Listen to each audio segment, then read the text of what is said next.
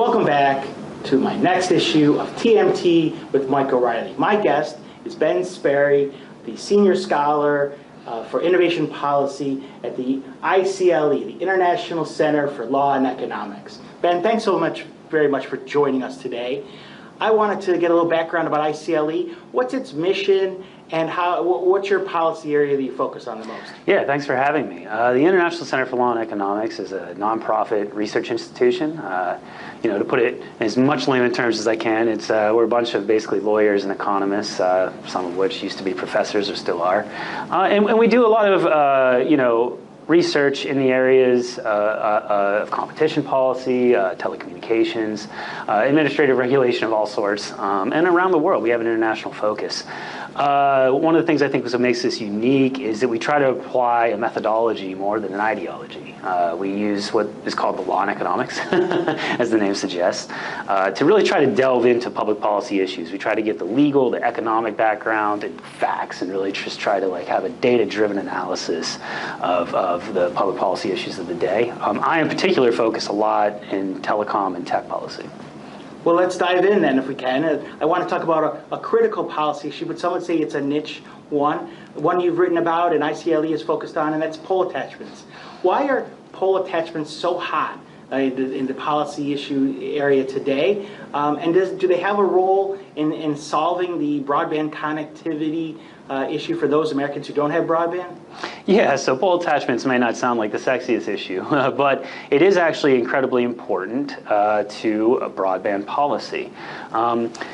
Just think about it like this. I was driving down here today, down Connecticut Avenue, and I saw a lot of poles. Every so many feet you would have another pole, and you'd have these lines, telephone lines, electricity lines, and in some cases cable or maybe fiber optic lines as well that would be able to connect homes eventually to the internet.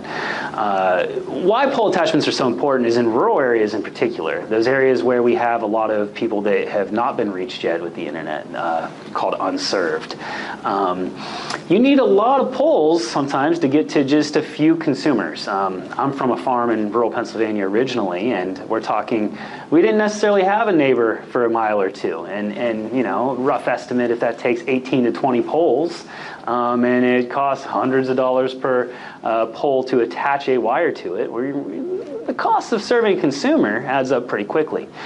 So when it comes to building out broadband, pole attachments has become a very important issue, as those that own the poles are often asking for extremely high fees sometimes, prices, be a cost then for the broadband provider to then serve those consumers. And in a regulatory environment where we are trying to actually reach those unserved people and mainly rural areas, and we spend a lot of federal dollars to try to do so, it is a little bit disjointed when pole owners are able to essentially extract rents or get a good deal of that federal money by charging what some might say an excessive amount of money to attach. And on top of that, they sometimes, at least has been alleged, don't even want to work with cable and well, we should just call them broadband providers that are attaching wires, at least has been alleged, is a big deal as well. So can a broadband provider that wants to serve these economically difficult areas, can they just put up their own telephone poles, build their own telephone network? Is that, can they afford to do so? And is it even technically possible to bury all of the fibers and cables if they wanted to go that route? Yeah, so in theory, you could bury all this infrastructure, or you could build all these other poles, but when we're talking about extremely costly areas to reach because of low population density, quite frankly, the first time those poles went up, a lot of them were done by some kind of either explicit government subsidy or implicit one through cross-subsidization. We have a lot of these local telephone and other monopolies, electricity monopolies, that were able to use government funds in one way or the other to build these poles.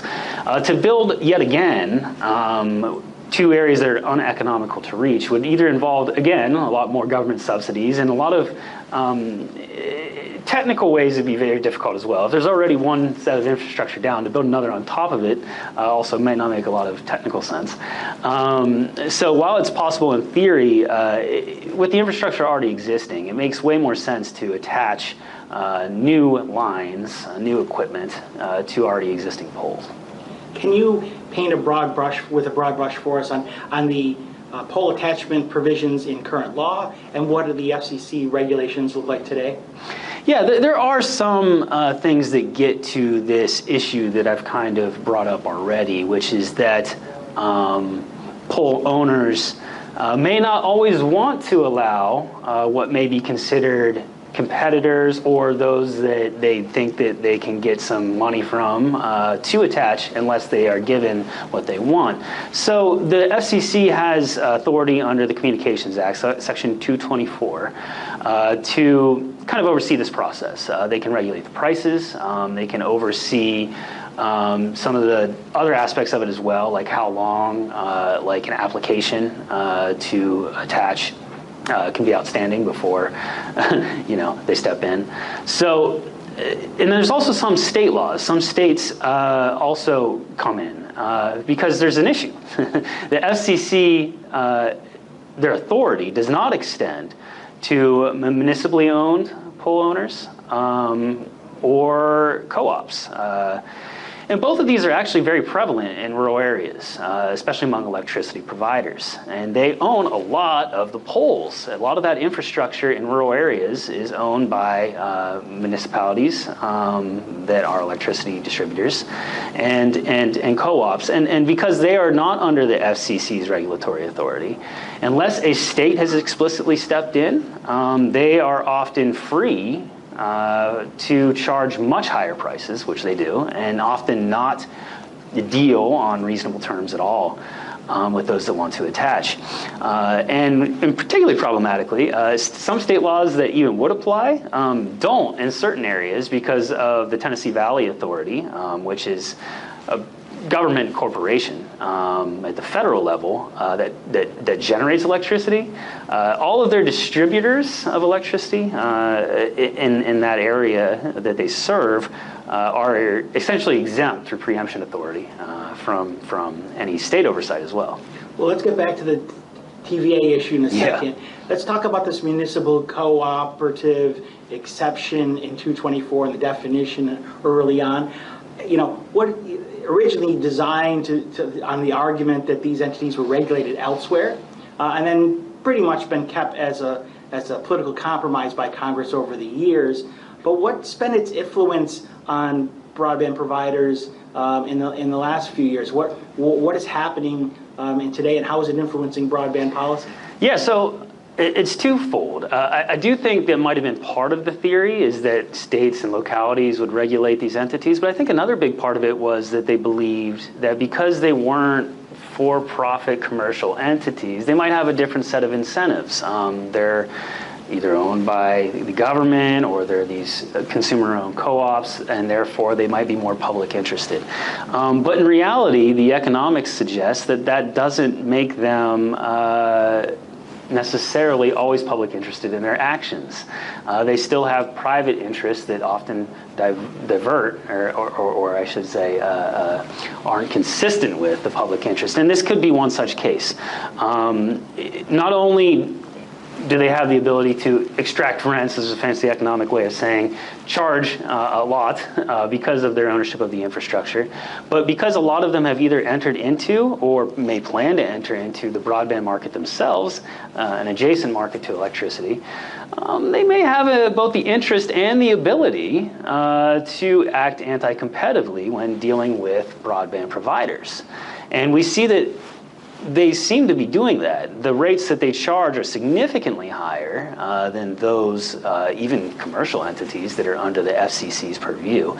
And there's been a lot of allegations, for instance, from Senator Mike Lee sent a letter to the Department of Justice that suggest that there might even be a refusal to deal here in some cases, or at least a refusal to deal on reasonable terms. So Municipal and cooperative entities have argued there's not a problem here. It's not true. Let me quote here from National Rural Electric Cooperative Association has stated in a policy paper that some for-profit communication companies contend that pole attachment rental rates charged by rural electric co-ops prevent them from providing broadband service to rural communities. These claims are unfounded. What do you think of this argument? Is this legitimate, or is this a political answer for that? Well, I mean, so it could be the case, to be fair to them, that sometimes broadband providers are really willing to pay the price. And that might be especially the case when they receive some kind of subsidies from the federal government or other entities, state government, to do this build-out project, as we're seeing here today. But that doesn't necessarily mean that it's good that they have to pay those higher prices, especially if our goal is to build out to these high-cost areas. That just means that these local entities are essentially able to receive more money from the federal taxpayer, which is the expense of everybody around the country, to their benefit. But even assuming, for the sake of argument, that they're right, that about this market rate idea, that the FCC's rates are too low, one, it's hard to say that is true, and because what is the market here? We're talking about often government-owned entities. We're talking about all kinds of privileges that all kinds of subsidies they receive, all kinds of privileges in terms of eminent domain power and other things like that. It's hard to necessarily say we have a market functioning here in terms of determining prices.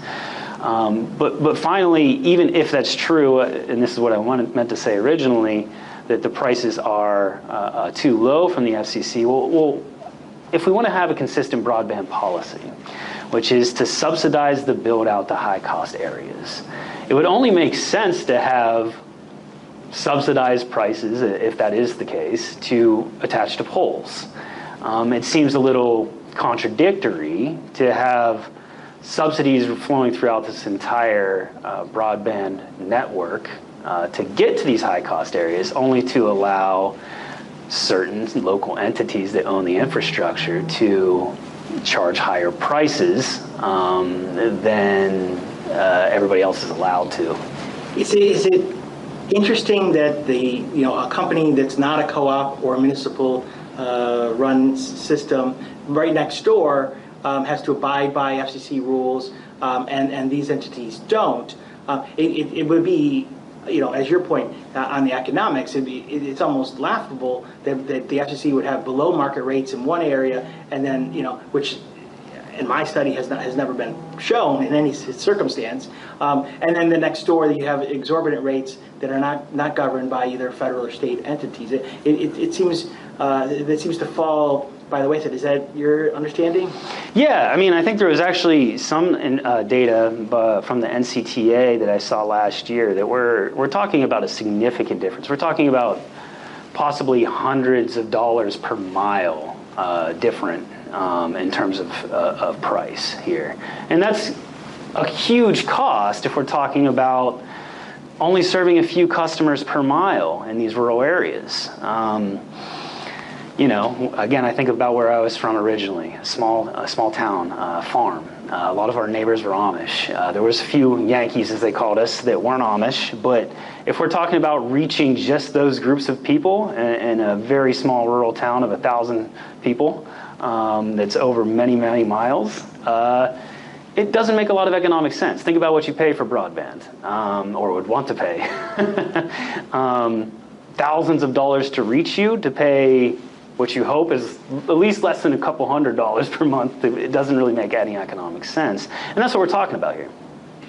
Policymakers on Capitol Hill have debated how you would modify the exemption and the definition.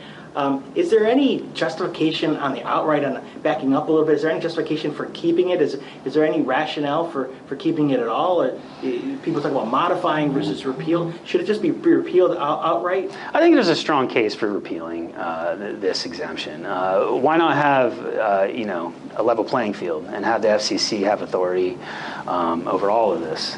I think that makes the most sense. There is a narrow effort to go at this more of a scalpel and say, well, let's just focus on the exemption as it relates to municipal and co-ops that actually are applying for federal subsidies. So if you're seeking federal dollars, and a number of different programs are out there, over $100 billion that are funding broadband build-outs, should you not have an obligation to open up your polls on a reasonable basis to be within the FCC regime? And what are your thoughts on that, and how Congress is considering those efforts? So that would be a good start in a sense. However, my concern about it is it actually doesn't reach everything, because you could imagine many scenarios where co-ops and municipally owned, electricity distributors don't apply for or receive federal funds, but still have incentives to either try to extract rents, or if they are entering or planning on entering into broadband, just not want to deal at all with these broadband providers. You mentioned early on that this could be an implicit subsidy, because if you have the network, if you have the pole attachment, the poles is part of your network, that you can potentially bid lower than anyone else for a particular area. And knowing you can charge them outrageous rates, but you're going to charge yourself a much lower rate, and therefore you have this incentive. Is that an accurate assessment? Yeah, so to really get in some details with this, what we're talking about is, you built this infrastructure if you're the municipal provider or the co-op, but you didn't really build it in the same sense as like a competitive for-profit company did, where you might have had to take out loans, where you have whatever the interest rate is you negotiated with the bank, and you had to buy land from all these landowners or some kind of easement. We're talking about scenarios where they have access to cross subsidies, they have access to below market loans, they have access to eminent domain, and that unites both of them. And then when we're talking about municipally owned electricity companies, they have access to the taxpayer to some degree too, whether explicitly, whether we're talking about money coming out of the general purse, or in the case of like an electricity company that has a monopoly, they can cross-subsidize when they enter into the broadband marketplace. So it's actually a different set of incentives that we're facing and seeing here. Insofar as private providers that built this infrastructure would have incentives to act anti-competitively, and I think we recognize that they might. That's why they're under FCC authority. That's why we think about antitrust type questions with them. It seems here that you have at least as much as an incentive and ability, maybe even more ability, as one of these municipally owned or co-op owned electricity providers to act anti-competitively. Do you get the sense in your examination of these issues over the years that it's most important on the rate side, or is it the process part? Is it some providers just ignoring applicants, saying we're not going to deal with you, or dragging out the process? Is that more problematic, or is it the rates that are more problematic, or does it depend on who the provider who's asking? Yeah, I mean, I don't know which one's worse in a way. And there's a third aspect to this that we haven't really touched on, which is kind of related to the price, which is if you decide that there's already too many wires on your pole and you need to make the pole bigger. And this comes up in the rural areas a lot. We have tractors and combines going through fields. You don't want the lines to be too close to the ground because they're going to clip them. So who pays for that? Is it on the person that wants to attach to replace the entire pole? So, all these questions, the price, how quickly you respond and whether you respond at all to people that want to attach. But even who pays for building a bigger, better pole are all things that need to be considered, especially if we're trying to deploy broadband quickly and efficiently to these unserved areas. I found it a little bit interesting, and I want to get your take on this. The electric co-ops who want to enter broadband marketplace and would like to see some of the subsidies come their way have made the argument that the permitting process on federal lands and elsewhere is too onerous and too drawn out and too expensive. Is it ironic that they're making this argument over here at the same time being one of the issues on pole attachments in your mind? I mean, there is an irony there, and it kind of illustrates to some degree what I was mentioning earlier, which is, despite these entities not being organized as commercial ones, there's still some evidence that their private interest isn't always the exact same thing as the public interest. Or they do have some kind of private interest. We'll just keep it even there. Maybe it's consistent or not, depending on the individual case. It seems to me that because they could have interests that diverge from the public interest, they should be under some kind of regulatory authority and antitrust law, just like private providers are. So you raised this earlier, and you just mentioned the word antitrust. You've written about TVA, and you've written about Senator Lee's letter to DOJ on the anti-competitive impact of poll attachments.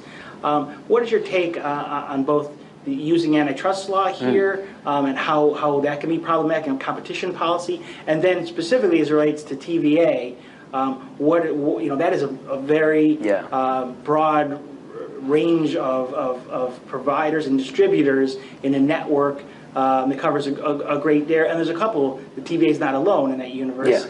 Yeah. So there's a number of those nationwide that are exempt overall from the poll attachment structure at the FCC and 224 of the statute. So what's your take on both aspects? Yeah, I mean, as we already talked about, having everybody under the same regulatory environment probably makes sense here. So repealing the exemption section 224 could be a big step. However, antitrust law is another area that allows for oversight, and to give an example outside of this context, if a telephone company built all the polls, just a private, for-profit telephone company, they would be subject not only to the FCC's authority, but, if they decided they were going to enter into maybe the broadband market, if they started acting anti-competitively in how they did poll attachment processes or prices, refusing to deal or what have you, they could be subject to liability under antitrust or some kind of enforcement authority from the DOJ or otherwise.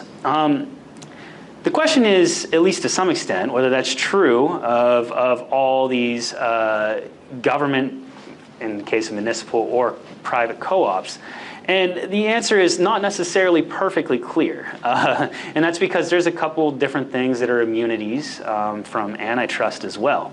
One is when you're dealing with state action, essentially, which I'm sure if I was a municipal provider's lawyer, I would try to say, we're a state actor. We shouldn't be subject, especially if we work with the TVA, to antitrust law.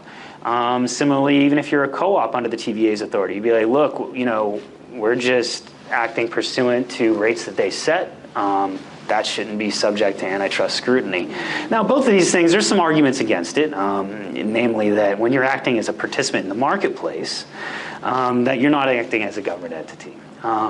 You're acting basically like a private competitor, even if you are in name, in some sense, a government entity. And that applies to the TVA as well, though some courts have differed on that. I think there's a good argument to be made that those immunities shouldn't apply, and antitrust law should. And the DOJ, or even maybe in some cases private litigants, should be able to use that law as well to go after things that are essentially familiar to antitrust law, refusals to deal, right? Pricing higher than the market would allow because of monopoly power in an adjacent market. These things are familiar to antitrust law and should apply in this case as well.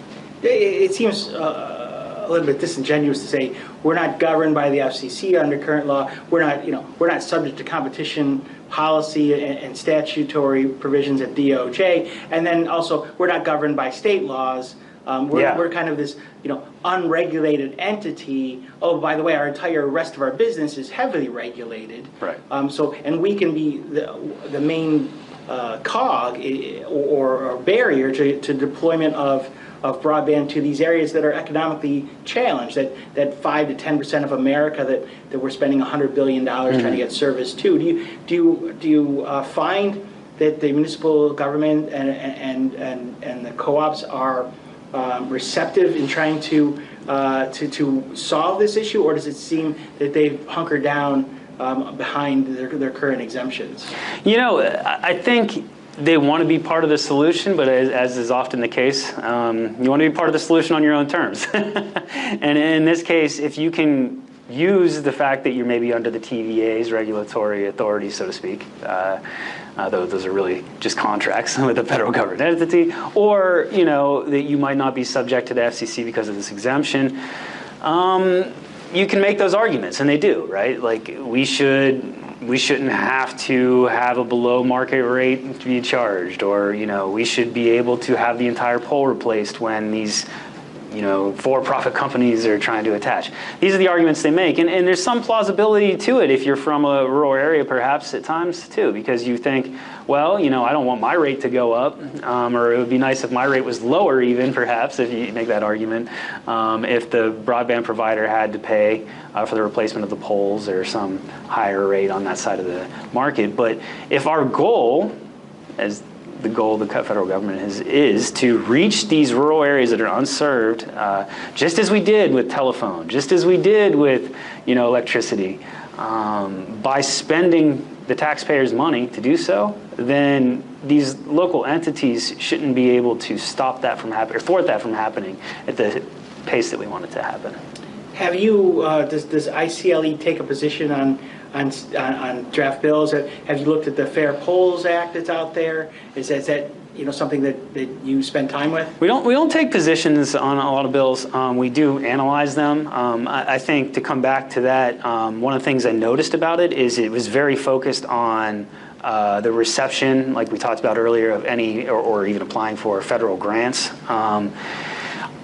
You would argue that's too narrow? It may be, because even if they aren't applying and receiving federal grants, they still could have the incentive and ability to essentially raise rivals' costs or foreclose possible competition in adjacent markets. So if they sit it out, if they say, you know what, we're not going to play this game, then I can continue to do my current practices that you would argue are problematic.